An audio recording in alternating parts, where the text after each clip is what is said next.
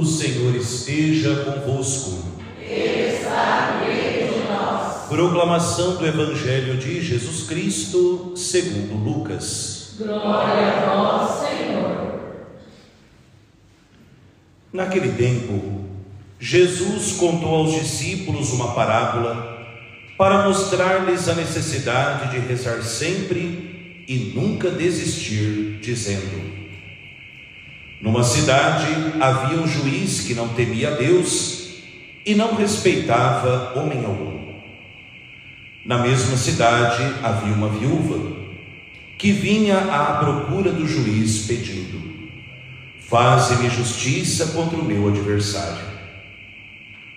Durante muito tempo o juiz se recusou.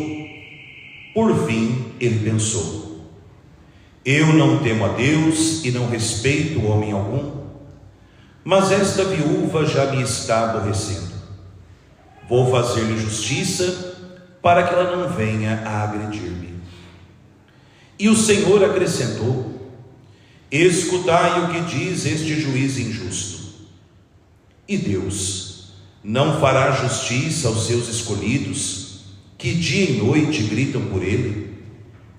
Será que vai fazê-los esperar? Eu vos digo que Deus lhes fará justiça bem depressa. Mas o Filho do Homem, quando vier, será que ainda vai encontrar fé sobre a terra? Palavra da salvação. Glória a vós, Senhor. Pelas palavras do Santo Evangelho, sejam perdoados os nossos pecados. Amém.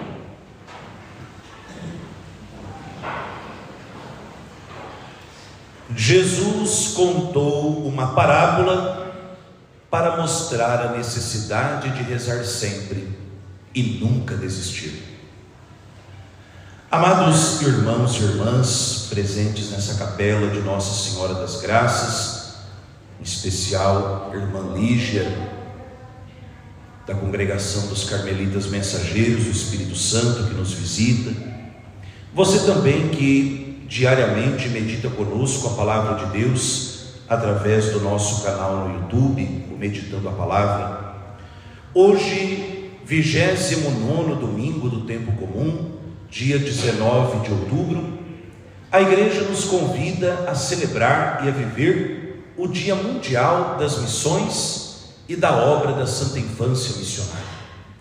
Também nesse dia, o Santo Padre, o Papa Leão XIV, elevou aos altares 7 novos santos, dentre eles um que logo mais nós ouviremos na homilia, que é São Bartolo Longo, um grande apóstolo do Rosário.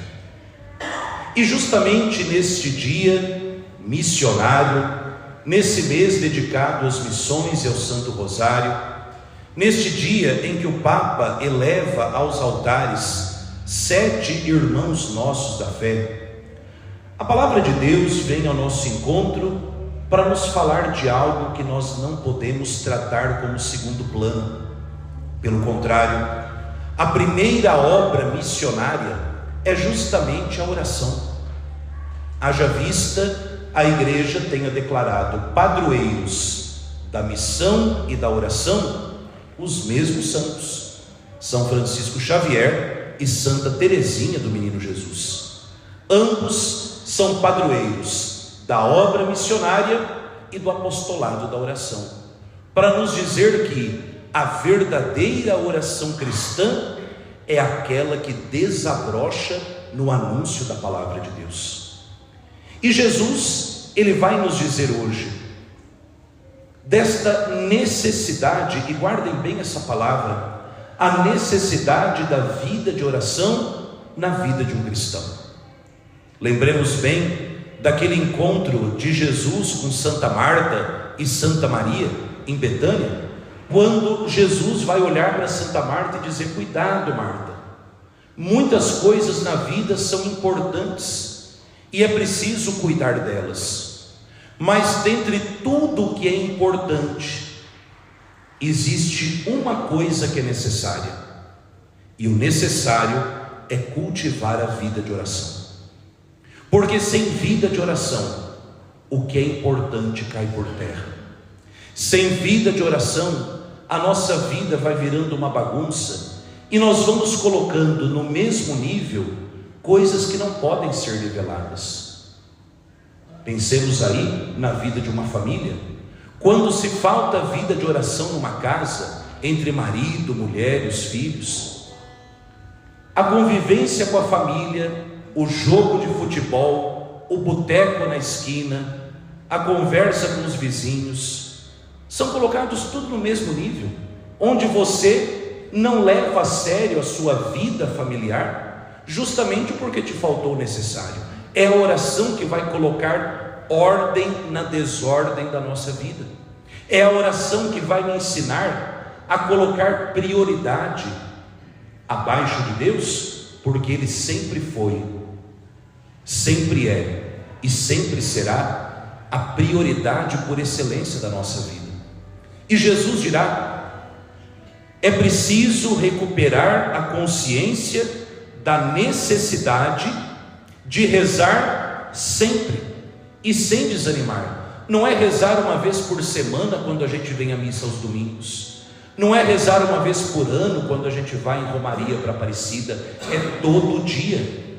É tratar a oração que a Santa Madre, não é? Santa Teresa de Jesus nos ensina, essa oração que é uma relação de amizade com aquele que eu sei que me ama, é tratar a Deus como amigo fiel, é cultivar a presença dele, é viver esta oração humilde, confiante, constante, todos os dias da nossa vida, como a gente trata o oxigênio para o nosso corpo, a água para a nossa vida. Já o grande doutor da igreja, Santo Afonso Maria de Ligório, nos ensinará: quem reza se salva, quem não reza se condena. A oração, ela não é algo optativo na minha vida. A oração não é uma escolha que eu faço entre muitas. A oração é: ou você reza e vive, ou você não reza e morre. Pronto, não há rodeios. Para a oração não existe um terceiro caminho. Ou você reza e vive, ou você não reza e morre. Esta oração que não se faz sozinho, essa oração que se faz em comunhão com a igreja. Observemos bem o exemplo de Moisés, ele ali intercedendo para que o povo de Deus derrotasse o inimigo, ele com a vara de Deus na mão, com as mãos estendidas, vai implorando a Deus a graça, para que o povo de Deus saísse vitorioso no combate. Quando ele também sente que o corpo vai fraquejando, é a comunidade que o sustenta, que o ajuda a permanecer na intercessão. Quando você e eu, meu irmão e minha irmã, nos colocamos em oração, seja no nosso rosário de todo dia, na meditação da palavra de Deus, na liturgia das horas, no momento de adoração, numa visita ao Santíssimo, nós nunca rezamos sozinhos. Nós temos uma igreja inteira no mundo, no céu e no purgatório, que vai rezando conosco. É a Virgem Maria que vai sustentando a nossa vida de oração, é o nosso anjo da guarda que vai sustentando o nosso braço. Os santos e santas de Deus, nossos irmãos, que vão torcendo e rezando por nós. E de maneira mais sublime, a gente observa isso na Santa Missa, quando rezamos em comunhão com a igreja inteira, no céu e na terra. Essa oração que nos faz experimentar a graça de viver em comunidade. Essa semana eu falava com a Madre Elizabeth, a Madre do Carmelo de Santa Teresinha de Aparecida, e conversando com ela eu dizia: Madre, senhora, pelo amor de Deus, não deixa de rezar, porque muitas vezes no meu cansaço, como padre, quantas vezes que eu no meu cansaço eu digo: Senhor, hoje eu te peço como travesseiro a oração das irmãs do Carmelo, para que eu descanse na oração delas, para que eu tenha força, sabedoria, discernimento, para ser na igreja o pastor que Deus espera, tanto na paróquia quanto na diocese, nos serviços que o bispo pede. é saber confiar que nós, nesse combate da vida espiritual, nesse combate da oração, nós nunca entramos nele sozinhos. Nós entramos amparados pela igreja inteira, que é a nossa família, que não deixa o nosso braço cair. Mas o que a igreja não fará no seu lugar é a oração que você deve fazer. A oração que é comunitária, ela é alimentada pela oração pessoal, esse contato íntimo com Deus, e que só é possível quando eu rezo iluminado, orientado, conduzido pela luz da fé, esta virtude bendita que todos nós recebemos no dia do nosso batismo. Por isso São Paulo, na segunda leitura, dirá a São Timóteo: Timóteo, conserve a fé, porque é a fé viva e verdadeira, a fé que da igreja recebemos e sinceramente professamos, a fé dos apóstolos, que a igreja una, santa, católica, apostólica, romana, conserva nesses 2000 anos de igreja. É essa fé que vai me fazer enxergar para além do momento presente. Um exemplo perfeito de oração, Nossa Senhora, a Mãe de Deus, é chamada por vezes de a mãe da nossa fé, não apenas porque ela percorreu por primeiro o caminho da fé, mas observemos bem o quinto mistério doloroso do Santo Rosário, a Virgem Maria, que participa do Calvário do Filho, naquela sexta-feira santa trágica, naquela sexta-feira santa que marcou a história da humanidade, onde o Filho de Deus, que é também Filho de Maria por obra do Espírito Santo, por nós e para nossa salvação, é suspenso no altar da cruz. Ali, onde todo mundo enxergava a derrota de Cristo, o fracasso de Cristo, onde todo mundo enxergava um derrotado, e prova disso é o diálogo, por exemplo, dos discípulos de Emaús, que vão fugindo de Jerusalém. O Cristo ressuscitado se põe no caminho com eles, e eles começam a desabafar com Jesus, e dizem: olha, nós esperávamos tanto deste tal Jesus de Nazaré, mas já faz 3 dias que ele morreu, ou seja, tudo deu em nada, tudo foi um fracasso. Todos pensaram a mesma coisa, porque faltava fé. Porém, São João Evangelista vai nos dar um detalhe da Virgem Maria. Maria, aos pés da cruz de Cristo, está de pé, ou seja, a fé de Maria em Jesus não esmorece nunca. Ela sabe quem é o filho dela, ela sabe que o seu filho é o Filho do Altíssimo, e ali Maria sofre, mas não se abate. Existe um abismo muito grande entre sofrimento e abatimento. Sofrimento todos nós passamos, sofrimento todos nós passamos, passaremos, e se o sofrimento ainda não bateu a sua porta, prepare a garrafa de café, apronte a mesa, porque ele vai chegar. Pertence à nossa fraqueza humana o sofrimento. Se Deus não poupou nem a Virgem Maria, nem o seu Filho, vai poupar você e eu do sofrimento? O sofrimento vai bater a nossa porta. Só que sofrer não é uma escolha. Se deixar abater pelo sofrimento é a escolha de quem é pagão. Um cristão não se abate no sofrimento, porque abater significa tombar, morrer, cair. O cristão, como Maria, passa pelo sofrimento, vive o sofrimento, mas sabe que depois de cada sexta-feira santa existe um domingo de Páscoa. Sabe que a cruz não é instrumento de morte, mas a cruz é troféu de vitória. É esta fé que fez com que Maria enxergasse para além da cruz a vitória do Filho. E esta mesma fé que vai iluminando a vida da igreja, por exemplo, para nos fazer compreender que debaixo da humilde aparência do pão e do vinho está Jesus, Deus vivo e verdadeiro. É a luz da fé que me faz dobrar a cabeça, o coração e o joelho diante do sacrário.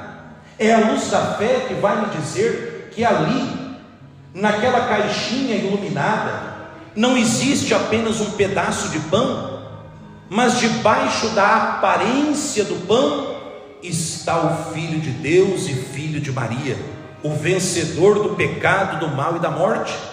É a fé que vai me dizer que Jesus está vivo e realmente presente na Eucaristia.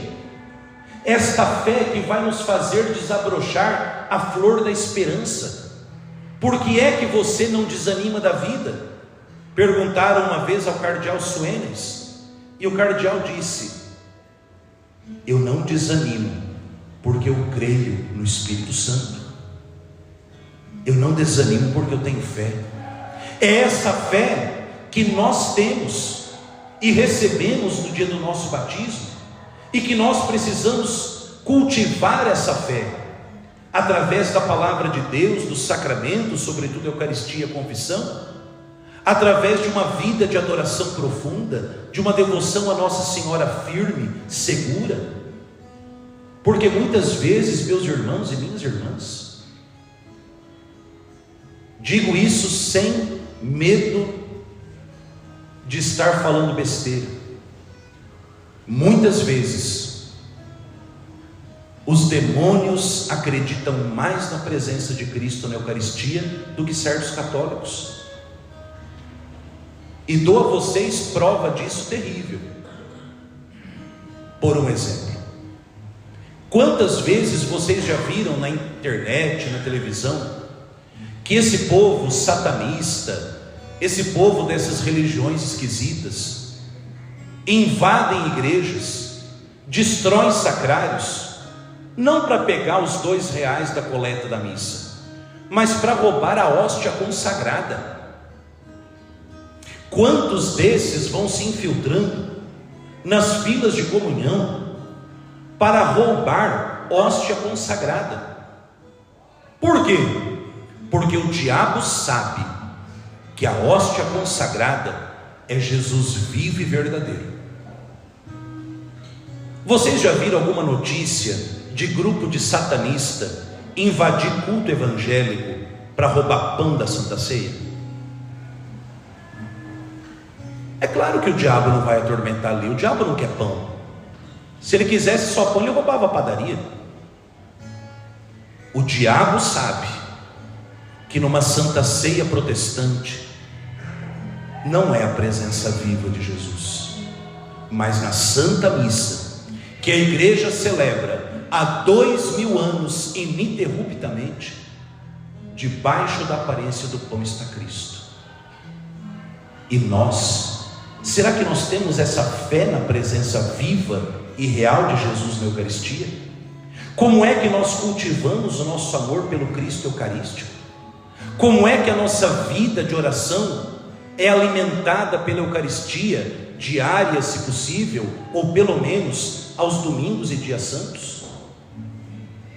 Crer com toda a força, estar diante de Jesus e recebê-lo na Sagrada Comunhão, como nosso Deus, nosso Senhor, mas também como nosso amigo íntimo e fiel, e pedir a Ele: Senhor, ensina-nos a rezar, Senhor, dá-me a graça da oração, porque a verdadeira oração nos fará tão íntimos de Cristo, que ela vai brotar o fruto mais bonito, que é a caridade. A fé produz a flor da esperança, que gera o fruto da caridade. E a caridade maior que a igreja pode fazer é anunciar ao mundo o Salvador. Hoje, Dia Mundial das Missões, a obra missionária da igreja é a maior caridade que a igreja pode fazer no mundo inteiro. Levar a luz da fé, levar a luz de Cristo aonde muitas vezes a escuridão do mal, a escuridão do pecado parece reinar. Só que não haverá verdadeira missão se ela não for fruto de uma verdadeira oração. E por isso dirá São Paulo na segunda leitura: fé rezada é fé proclamada. E ele dirá: Timóteo, permanece firme na fé e testemunha essa fé, prega a verdadeira doutrina, a doutrina dos apóstolos, não dessas coisas que foram sendo fundadas de Martinho Lutero para cá, essa confusão danada. Pregar a fé apostólica, a fé da igreja, e pregar essa fé em tempo oportuno e inoportuno. Não ter vergonha de testemunhar a fé em qualquer lugar que a gente esteja. Ah, padre, o senhor fala isso, mas como é que eu vou falar de Deus lá naquele churrasco da minha família, lá naquele almoço, lá no meu trabalho? Vão me excluir, porque vão dizer que eu sou uma pessoa atrasada, que eu sou um bitolado, que eu sou um fanático. Acorda para a vida, larga a mão de ser esse católico frouxo, que se preocupa muito mais com a opinião dos outros do que com aquele que vai estar sentado no trono e vai julgar a sua alma, ou para o céu ou para o inferno, e que disse na Escritura: quem se envergonhar de mim diante dos homens, eu me envergonharei diante dele no dia do trono do meu Pai. Minha querida, meu querido, se Cristo Jesus se envergonhar de você no dia do juízo, mas não tem Imaculada Virgem Maria, nem Beato Frei Maria Eugênio, que vai assumir a tua defesa, não. E é muito sério isso, porque nós vamos guardando para nós, com medo de ser excluído do mundo, sem pensar que a gente pode estar se auto-excluindo do céu. Ah, porque eu não quis dizer, não quis me expor, não quis envolver. A vida é feita de escolha, e cada escolha tem sua consequência, nessa vida e na eternidade. Padre, mas eu rezo tanto, e eu acho que não está valendo de nada. Eu termino a homilia de hoje sobre a oração e a missão, justamente com um santo que o Papa canonizou hoje, São Bartolo Longo. Você acha que a oração não está tendo valor? Você acha que rezar o rosário não está servindo de nada? Você acha que aquela pessoa por quem você está rezando, Deus não está fazendo obra na vida dela? Você acha que aquela pessoa por quem você reza é tão difícil que nada vai converter? São Bartolo Longo desmente isso. São Bartolo Longo era satanista, adorava o diabo, fez pacto com o diabo. E eu acredito que aqui, pela cara de vocês, ninguém caiu na besteira de fazer pacto com o diabo. Então, ninguém aqui chegou em situação pior que o Beato Bartolo Longo. Um dia, esse homem satanista, adorador do diabo, que vendeu sua alma para o cão, estava andando pelas ruas de Pompeia, na Itália, e ele ouve a voz de uma mulher que lhe diz: se você propagar o rosário, eu te salvo. E ele vai para a igreja, e lá ele encontra os padres dominicanos, responsáveis pela difusão do rosário, uma vez que foi nas mãos de São Domingos que Nossa Senhora entregou o rosário. E ali ele se converte, renuncia o mal, ergue, constrói o santuário de Nossa Senhora do Rosário de Pompeia, se torna difusor e apóstolo do Santo Rosário, e hoje, 19 de outubro de 2025, na Praça de São Pedro Apóstolo, no Vaticano, em Roma, pela boca e autoridade do Papa Leão XIV, Nossa Senhora provou o triunfo da oração. O satanista foi elevado à glória do altar. A oração do rosário, essa oração que cabe no bolso, essa oração que nós podemos rezar caminhando, dirigindo, sentados em casa, sozinho, em família, em comunidade, na igreja. Esta oração tão simples e profunda que a Mãe de Deus colocou nas nossas mãos. foi chamada por São Bartolo Longo de a doce cadeia, que nos liberta do diabo e nos prende a Deus. Você acha que a sua vida está pior do que a do Bartolo Longo? Se Nossa Senhora conseguiu revogar o pacto que ele fez com o diabo, você acha que Nossa Senhora não vai alcançar de você a graça que você vem pedindo?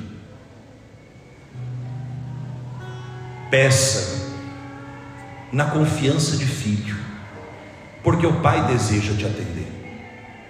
Peça na confiança de filho, porque você tem a Mãe de Deus que intercede por você. Peça na confiança daquele que deseja te dar, porque Ele mesmo mandou pedir. Pedi e recebereis. Mas para isso é preciso rezar sempre, sem nunca desanimar. Que Maria Santíssima, Mãe da nossa fé, modelo de oração, alcance para nós a maior de todas as graças, a graça de sermos santos, e sendo santos, sermos missionários de Cristo e da oração. Que na hora do cansaço, as mãos de Maria sustentem as nossas mãos, e a fé de Maria ajude a nossa fé tão pequena, para que juntos com ela um dia no céu possamos cantar as misericórdias desse Deus que nos ama e que nos deseja com Ele por toda a eternidade. Glória ao Pai e ao Filho e ao Espírito Santo, como é